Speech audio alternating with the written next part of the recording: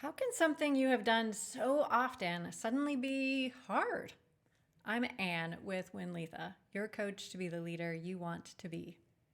I was standing at the base of a flight of stairs. There were maybe 10 steps. Now, they were a little taller than usual and made of stone.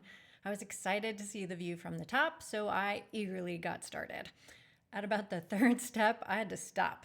I was not feeling well. My legs were heavy. I was considering sitting down or just going back down to the bottom. I took a few deep breaths, steadied myself, and managed to stand on the next step, and then the next, and the next. I eventually reached the top, but at a much slower pace, and I was rewarded with an amazing view and my guide's smile that said, "I told you so." Everything looked like 100 other staircases I have climbed. But the difference was I had woken up in Lima, Peru at sea level, and now I was in Cusco at the highest point above 11,000 feet in elevation.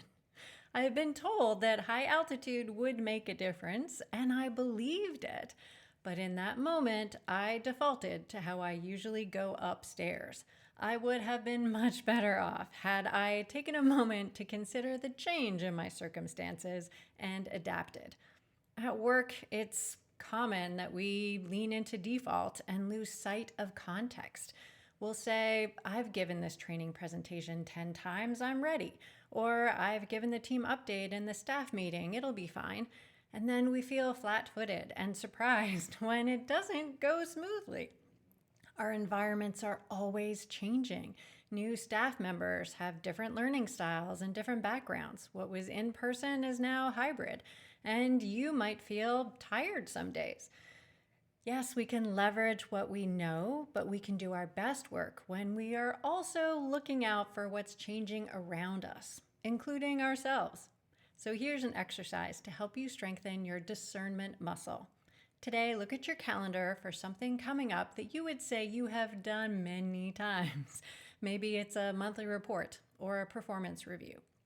Then list ways that it might be different this time. Perhaps new stakeholders or your career goals have deepened. Every day this week, watch for more ways to add to the list and related adaptations that come to mind. Maybe you highlight a different aspect or make it shorter or longer. When you are working on the task, review your list and notice what you do differently and how others respond. At the end of the week, notice what was easy and what was hard and how you feel about that task now. Click the like button to let me know that this resonates with you, and use the comments to share your thoughts. I'll see you next week with another strength training exercise for your leadership muscles.